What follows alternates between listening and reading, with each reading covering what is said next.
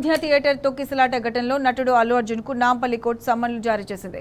సోమవారం వ్యక్తిగతంగా కోర్టు ముందు విచారణకు హాజరు కావాలని పేర్కొంది. ఈ కేసులో ఇప్పటికే 23 మందిని నిందితులుగా చేర్చి ఛార్జ్ షీట్ వేశారు పోలీసులు. ఇందులో అల్లు అర్జున్ ను A11 గా చేర్చారు. 2024 డిసెంబర్ 4న పుష్ప 2 బెనిఫిట్ షో సందర్భంగా సంధ్య థియేటర్ వద్ద జరిగిన తొక్కిసలాట ఘటనలో రేవతి అనే మహిళ మృతి చెందగా ఆమె కుమారుడు శ్రీతేజకు తీవ్ర గాయాలయ్యాయి.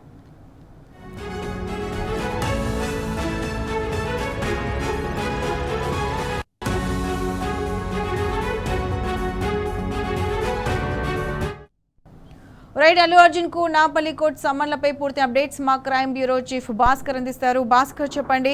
సంధ్య థియేటర్ తొక్కిసలాట ఘటనలో అల్లు అర్జున్ కు సమ్మన్లు ఇచ్చారు. వచ్చి సోమవారం హాజరు కావాలని కోర్టు ఆదేశించింది. దీనికి సంబంధించి అప్డేట్స్ ఏంటి? సంధ్య థియేటర్ తొక్కిసలాట ఘటనలో అల్లు అర్జున్ ను నాంపల్లి కోర్టు సమ్మన్లు జారీ చేసింది. సోమవారం వ్యక్తిగతంగా కోర్టు ముందు హాజరు కావాలని నటుడు అల్లు అర్జున్ కు సమ్మన్లు జారీ చేసింది. ఈ కేసులో అల్లు అర్జున్ ను A11 నిందితుడిగా చేసినటువంటి చిరపల్లి పోలీసులు A1 నుంచి A10 వరకు నిందితుడిగా సంధ్య థియేటర్ యాజమాన్యాలందరినీ కూడా చేర్చడం జరిగింది. సంధ్య థియేటర్ తొక్కిసలాట ఘటనలో మొత్తం 19 మంది నిందితులకు సంబంధించినటువంటి నాంపల్లి కోర్టు ఇప్పటికే 23 మందిని నిందితులుగా చేర్చి ఛార్జ్ షీట్ వేసినటువంటి పోలీసులు వాటన్నింటినీ కూడా సబ్మిట్ చేశారు. కేసు విచారణ కూడా పూర్తయినటువంటి నేపథ్యంలో 2024 డిసెంబర్ 4న పుష్ప 2 బెనిఫిట్ షో సందర్భంగా సంధ్య థియేటర్ వద్ద తొక్కిసలాట జరిగింది. తొక్కిసలాటలో రేవతి అనే మహిళ మృతి చెందగా ఆమె కుమారుడు శ్రీతేజకు తీవ్ర గాయాలై ఆయన దాదాపుగా 3 నెలల పాటు కోమాలో ఉండి బయటికి రావడం జరిగింది.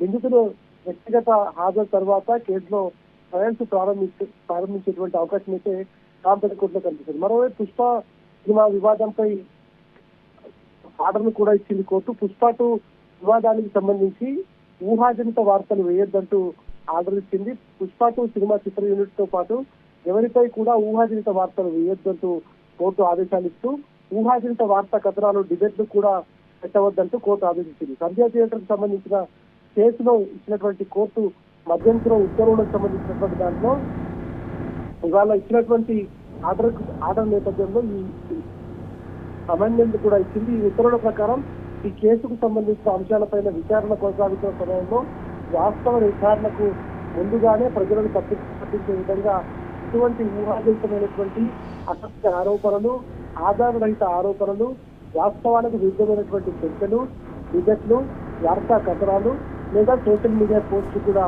ప్రచురించడం లేదా ప్రసారం చేయడం నేరమైనటువంటిది కోర్టు దీనికి సంబంధించినటువంటి ఆదేశాలు జారీ చేసింది. అందువల్ల సంబంధిత మీడియా సంస్థలు, డిపాజిట్ ప్లాట్ఫామ్గా ఉన్నటువంటి సోషల్ మీడియా వేదికలు, అదేవిధంగా ప్రజలు గౌరవ న్యాయస్థానం జారీ చేసినటువంటి ఉత్తర్వులు గౌరవించి ఈ కేసుకు సంబంధించి నిర్ధారణ కాని సమాచారాన్ని విచారణ కోసం చేయకూడదనేటువంటిది, అది పూర్తిగా బాధ్యతాయుతంగా ఉండదు అనేటువంటిది చాలా స్పష్టంగా చెప్పింది. దీనిపైన కోర్టు ఉత్తర్వులను ఎవరైనా అతిక్రమిస్తే వారిపైన చట్ట ప్రకారం ముందుకు వెళ్ళేటువంటి అవకాశం కూడా కనిపిస్తోంది. Right Bhaskar, thanks for the updates.